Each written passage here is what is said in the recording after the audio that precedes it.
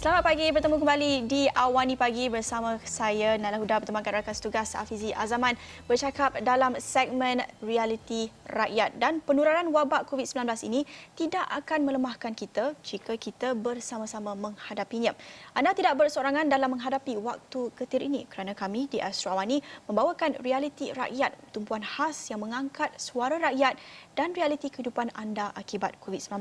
Untuk rakyat, anda boleh menghubungi Astro Awani. Untuk kepimpinan, Astro Awani akan memberi peluang kepada setiap wakil rakyat yang anda lantik untuk menyuarakan apa realiti di kawasan anda. Dan ekonomi juga penting, oleh itu dari sekecil-kecil usahawan mikro sehinggalah perniagaan gedung besar, ini platform anda suarakan isu dan inovasi yang diperlukan. Dan setiap masalah, segala kegusaran akan kami bawakan di Astro Awani. Tiada yang tertinggal, tiada yang terpinggir, kerana Astro Awani prihatin. Kekal di rumah, kita jaga kita untuk hapuskan COVID-19. Segmen Realiti Rakyat hari ini, Ahad, bermula sekarang.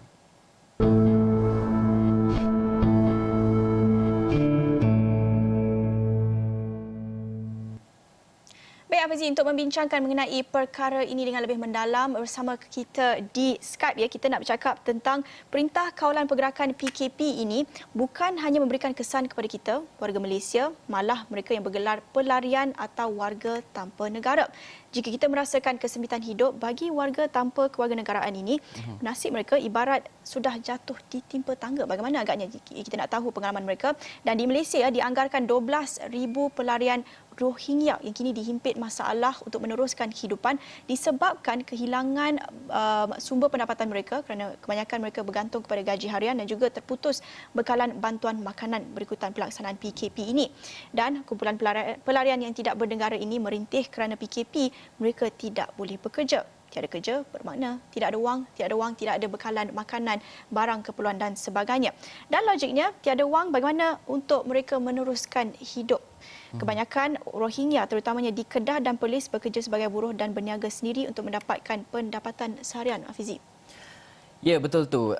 Berdasarkan rekod Persatuan Rohingya Kedah Perlis, terdapat lebih 12,000 etnik Rohingya di dua negeri di utara itu, dan menurut Presiden Persatuan Rohingya Kedah Perlis, Yusof Ali, lanjutan PKP sudah pasti memberi kesan yang sukar kepada etnik Muslim daripada Myanmar ini. Justru itu mereka merayu kerajaan negeri atau kerajaan pusat untuk tidak meminggirkan etnik Rohingya, sebaliknya menyalurkan bantuan makanan untuk teruskan kehidupan. Dan pakej rangsangan ekonomi prihatin rakyat yang diumumkan Perdana Menteri baru-baru ini untuk menangani kesan COVID-19 tidak menyatakan bantuan kepada kumpulan pelarian ataupun pemohon suaka.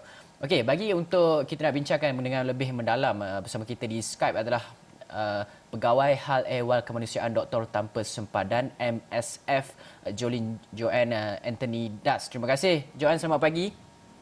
Selamat pagi. Hai, selamat pagi Jolin. Terima kasih bersama kami di Realiti Rakyat. Dan kita lihat, ya, salah satu kesan daripada Perintah Kawalan Pergerakan ini PKP adalah penutupan pintu masuk negara. Kita lihat TUDM baru-baru ini patahkan cubaan 200 Rohingya untuk masuk perairan negara. Juga kenyataan Presiden Persatuan Rohingya Kedah Perlis Yusof Ali katanya ratusan etnik Rohingya mati dalam pelayaran ketika cuba mendapatkan perlindungan di Malaysia. Jadi beberapa kali, ya, cubaan mereka untuk datang ke Malaysia dan juga Thailand untuk mendapatkan perlindungan namun gagal kerana pelaksanaan PKP ini, penutupan pintu masuk negara. Jadi bagaimana, ya, cadangan pihak MSF untuk kita sebagai mungkin cadangan kepada negara untuk kita satu memastikan kita tidak mendapat kes jangkitan COVID-19 secara import, tapi pada masa sama kita juga ingin memberi tempat perlindungan buat pelarian. Jadi bagaimana untuk kita seimbangkan kepentingan jangkitan COVID-19 dan juga kepentingan pelarian ini, Jolin? Okey, pertama sekali izinkan saya memberi penerangan sedikit berkenaan MSF sebagai sebuah organisasi pada penonton di rumah yang tak kenal sangat. So MSF, Médecins Sans Frontières atau Doktor Tanpa Sempadan merupakan organisasi kemanusiaan perubatan antarabangsa. Kami beroperasi di lebih 70 buah negara di seluruh dunia dengan misi menampung jurang perkhidmatan perubatan di mana keperluannya terdesak, seperti dalam peperangan, bencana, wabak atau populasi yang tiada akses atau sukar mendapat akses perkhidmatan perubatan. Organisasi kami terdiri daripada staf perubatan dan bukan perubatan. Tugasan saya sebagai salah satu staf bukan perubatan ialah perlindungan pelarian dan advokasi.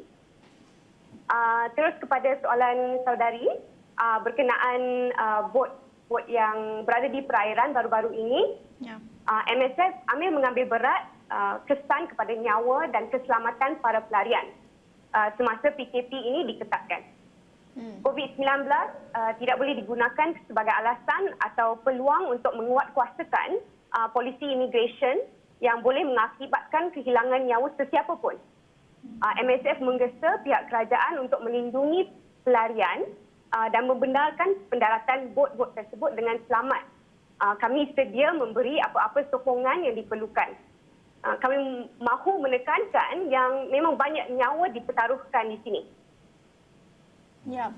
Baik, kita nak dengarkan ya apa kenyataan Presiden Persatuan Rohingya Kedah Perlis Yusof Ali yang bercakap tentang bagaimana kebanyakan golongan pelarian terutamanya komuniti Rohingya ini bergantung kepada gaji harian dan bagaimana agaknya keperitan mereka dalam tempoh PKP ini. Kita dengarkan dulu kenyataan beliau. Bantuan kerajaan dengan Indonesia lah. Ini mesti kena bantu Rohingya lah. Kerajaan Malaysia dengan Indonesia mesti kena bantu. Tak bantu kalau bangsa Rohingya ini saya ingat tengok lagi 2-3 hari ya. Jadi hal macam mana saya pun tak faham lah.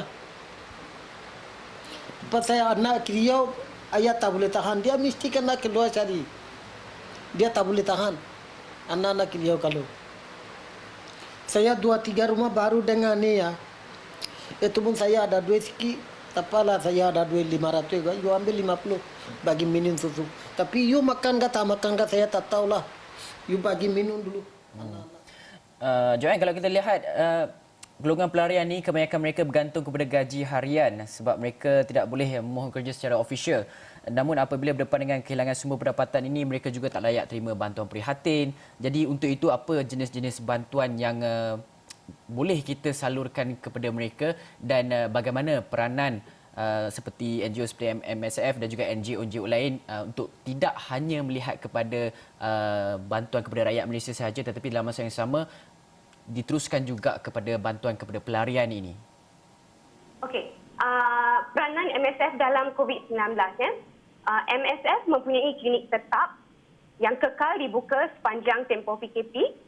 Namun ramai pesakit kami berasa sukar ke klinik kami kerana pergerakan mereka dihadkan.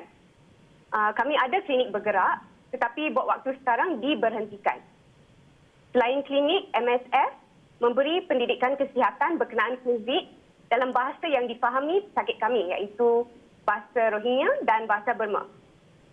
Perkhidmatan kami juga merangkumi talian hotline, penterjemahan di klinik dan hospital bagi pesakit kami yang kurang fasih berbahasa Melayu dan barang makanan sampingan buat masa sekarang. Di pusat tahanan immigration pula, kami memberi bantuan bahan pembersihan diri seperti sabun, sanitizer dan juga peralatan perlindungan diri PPE seperti topeng muka.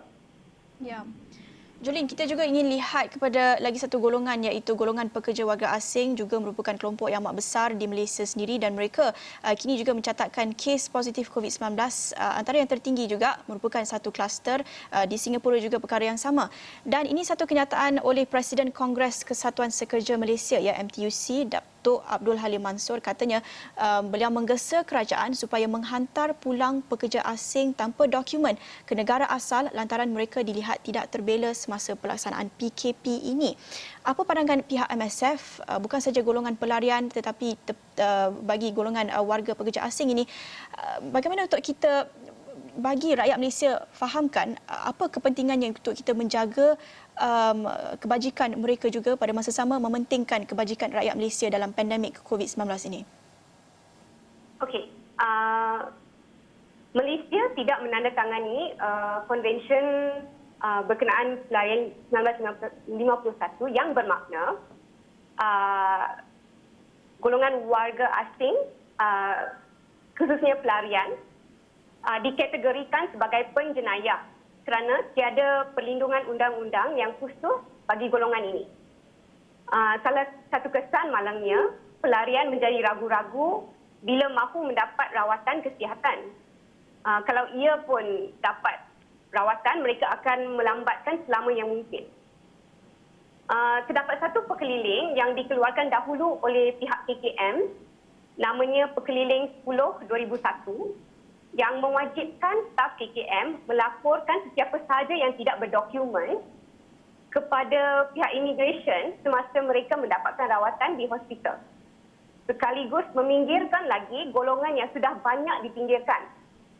Dalam erti kata lain, staf KKM diminta sedikit sebanyak menjalankan tugasan immigration.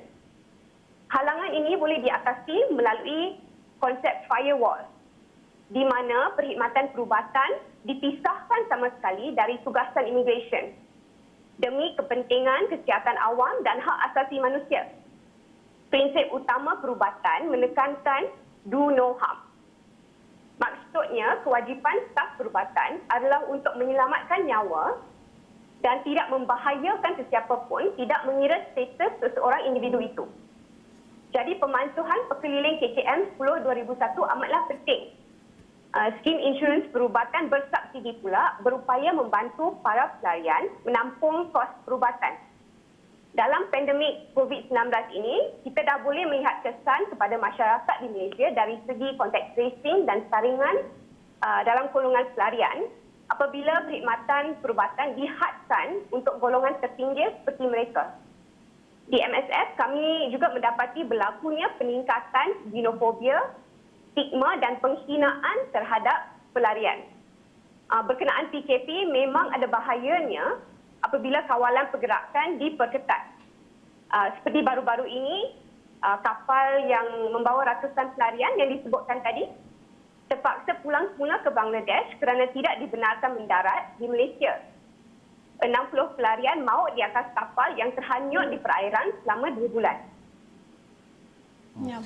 Joy, dalam masa yang sama juga kita tahu bagi Rohingya yang ada di negara kita, mereka ramai. Kadang-kadang mereka terpaksa duduk dalam satu rumah tu dalam macam orang biasa cakap ini macam tin sardin lah kan. Mereka terpaksa duduk dalam satu rumah tu dan PKP pula membuatkan mereka tidak dapat keluar rumah untuk mencari makan kerana mereka, kita tahu gaji hari dan sebagainya. Kita nak tengok juga tahap kesihatan mental mereka ini. Adakah MSF ada terima sebarang laporan yang menyatakan mengenai kesihatan mental mereka, bagaimana tahap dan cabaran-cabaran yang terpaksa mereka hadapi? Okey, cabaran utama dari segi kesihatan mental, keresahan yang berpanjangan memang sebahagian dari hidup seorang pelarian. Tambah-tambah lagi di waktu penularan wabak sekarang. Mereka memang resah pasal cara hidup dan keselamatan diri, apatah lagi seisi keluarga. Separuh dari pesakit kami tidak hadir temujanji kesihatan mental kerana mereka takut keluar rumah. Kesannya mereka yang terjejas kesihatan mental sebelum ini akan bertambah teruk. Golongan wanita, kanak-kanak pula lebih terdedah kepada risiko keganasan rumah tangga dan warga emas di rumah lebih berisiko dianiayai kerana terkurung di rumah. Jolin, kita banyak membincangkan tentang normal baharu ataupun the new normal. Dan apabila timbulkan isu tentang cara mereka hidup dan tinggal dalam ruang yang sempit dalam PPR dan sebagainya, apa agaknya normal baharu yang kita boleh pertimbangkan untuk memastikan susulan PKP ini, pasca PKP, apa agaknya pengajaran yang kita boleh ambil untuk memastikan mereka tidak lagi tinggal dalam keadaan ruang yang sempit supaya kluster jangkitan COVID-19 ini tidak berlaku dalam kalangan mereka yang warga asing dan golongan pelarian ini hanya kerana mereka tinggal dalam keadaan sebegitu. Jadi apa normal baharu yang kita nak untuk menjaga kebajikan mereka ini? Okey, keutamaan MSF dalam new normal ini masih pesakit kami. Ya. Kami mahu teruskan aktiviti perubatan selain melindungi sebaik mungkin staf MSF dari dijangkiti wabak COVID-19. Bagi golongan pelarian, perlulah ada sokongan untuk melindungi mereka dan cara hidup mereka perlu diketengahkan. Di pusat tahanan immigration, kita tahu yang mereka dihimpun dalam kawasan yang sempit, lagipun sesak. Jadi tidak mungkin mereka boleh menjarakkan diri antara satu sama lain, physical distancing. Sewajarnya pelarian tidak ditahan. Oleh itu, kami menyeru pihak kerajaan membebaskan semua pelarian yang mempunyai kad UNHCR dan pemohon suaka. Kami juga mahu menyeru pihak kerajaan untuk terus bekerjasama dengan pihak NGO dalam menangani penularan wabak dalam golongan pelarian. Akhirnya, operasi klinik bergerak seharusnya dibenarkan berjalan seperti biasa supaya kami dapat memberi rawatan perubatan kepada mereka yang tidak boleh ke klinik tetap kami atau ke pusat perubatan yang lain. Ya. Baik, terima kasih untuk perkongsian itu Jolene John Anthony Das, Pegawai Hal Ehwal Kemanusiaan Doktor Tanpa Sepadan Doctors Without Borders MSF, melihat kepada aspek apa agaknya keperitan dan kesukaran yang dihadapi golongan pelarian terutamanya Rohingya dan juga pekerja asing tanpa dokumen. Selepas ini kita akan berhenti rehat seketika dan kita akan bercakap bersama seorang pekerja yang hilang sumber pendapatannya akibat PKP. Jangan ke mana-mana, kembali selepas ini.